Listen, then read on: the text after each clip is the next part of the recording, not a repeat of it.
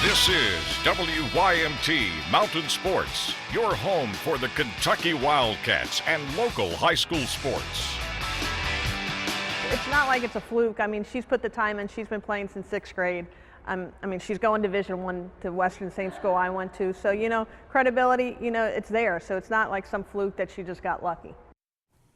Yeah, that's Jamie Walls coming into tonight. She was the all-time leading scorer in the state of Kentucky. Jenkins Whitney Creech going into tonight, just 64 points away from eclipsing Jamie's mark. Let's do it. Creech and Jenkins at Paintsville tonight. The student section ready to see some history, perhaps. Picking up fourth quarter we go. Paintsville running with it. Elizabeth Williams, the bounce pass to Presley Cherico. Paintsville leading by 4. Let's fast forward now. 15 seconds to play. Tie game. Williams buries the 3 to give Paintsville a 3-point lead. But watch. Creech watch. Bang! 2 seconds remaining. We're going to overtime. Let's play some extra basketball. And in overtime, Cherico grabs the rebound, puts it back up and in for the 2. Lady Tigers up by 2. UPike top plate contender. Tie game. Less than 2 minutes to play. Creech, baseline J. That's the record breaker right there. Gives Creech the all-time record for scoring in a career. Her 64th and 65th points of the game. 4,950th of her career. And then how about the give and go with Mackenzie Gibson to extend the lead. Creech goes for 71, the 3rd highest single game total in state history. And Jenkins wins it on the road by 3, 90-87. It means a lot to get this milestone and get the win. I think it would have been less exciting if we would have lost. And this was a good team to play, and it was a tough win. We fought in overtime. It was a great game. Well, in dramatic fashion, that's what Whitney does. Ever since she was in 6th grade, she's always had these milestones that she breaks. And I couldn't imagine another way of her breaking it than an overtime game with a 71-point.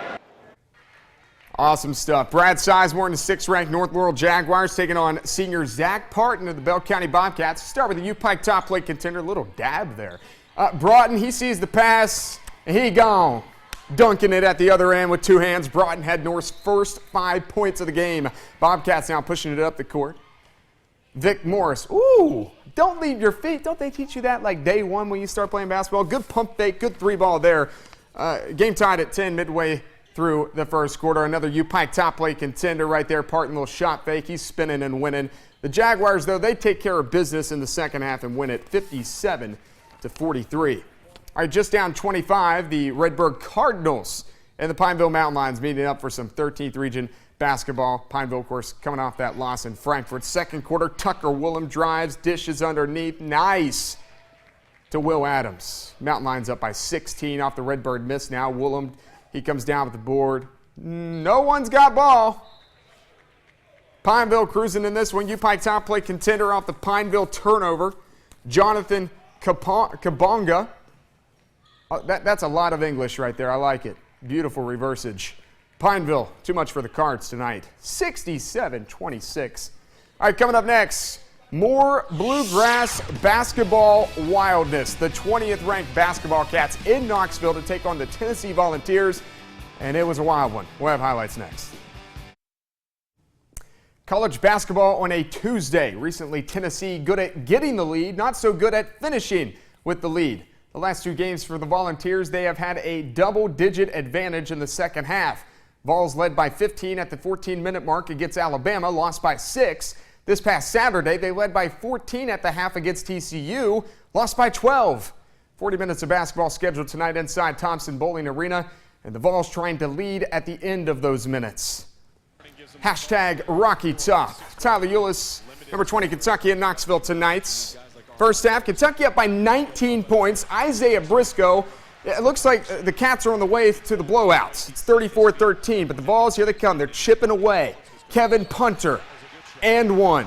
Free throw good. It's just a 13-point lead. Let's go second half. Kentucky now up by 6. Amani Moore with the steal and the deal. That's Devin Balkman. Later, the Cats are up by just now 1 point. Remember, they were leading by 21. Detrick Mostella buckets. Vols up 56-54. They got the lead. Eulis, though, back at you. Point the receiver. He gets it. Point.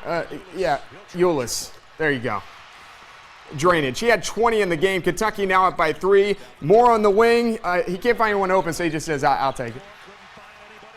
Tie ball game, 63 all. Mostella now drives into the lane for the pretty layup. Real pretty. Tennessee up 3, now in transition. Punter, a man in his face. Right in your eye hole. He goes for 27. They didn't lead much of this game, but unlike the last 2 games, they led when the clock hit 0. Vols 84, Cats 77. Second straight loss for Kentucky. All 6 losses have now come on the road. I'm just disappointed. I mean, what I see, just plays that you can't win making those kind of plays. It is not, I'm just trying to do something. You can't play basketball that way. All right, number 25, South Carolina in Athens to take on Georgia. First half, Georgia up by 5. Kenny Gaines, he gets it, fights out of traffic. He gone the other way. Nice little switch lefty layup there. Now it's Gaines coming off the pick. Bounce pass to Yanti Mayton for the jam. Dogs up by 6 at that point. Now it's Mayton on the break, this time with a nice, oh, that's Euro steppage.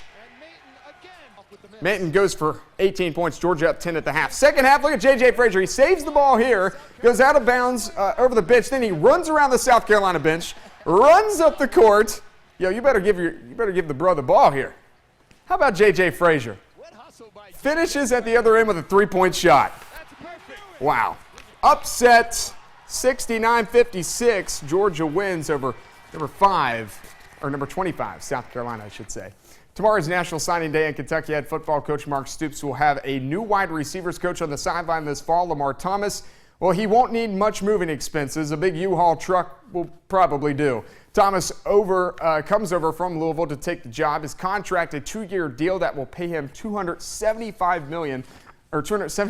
grand this season, $300 grand next season. Yeah, $275 million would be really nice, wouldn't it? Thomas was a wideout for the U and won national championship as a Miami Hurricane in 1989 and 1991. We didn't have these highlights earlier. We got them now, so that's good news. 15th region grand champion Magoffin County dance team performing prior to the Hornets game against Greenup County. Musketeers strike first. Michael Hubert.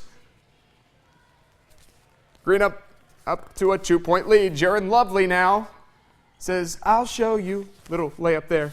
Magoffin County still down 2, though. Lovely again. That's lovely. And then later, nice ball movement. Off the turnover. Lovely. Oh, nice dish. Brady Whitaker. He finishes. Magoffin County goes on to win it by 13. What a night. Seriously, what a night for high school girls basketball in the state of Kentucky. One more time, congrats to Whitney Creech, the new all-time leading scorer in the state. We'll be back after this.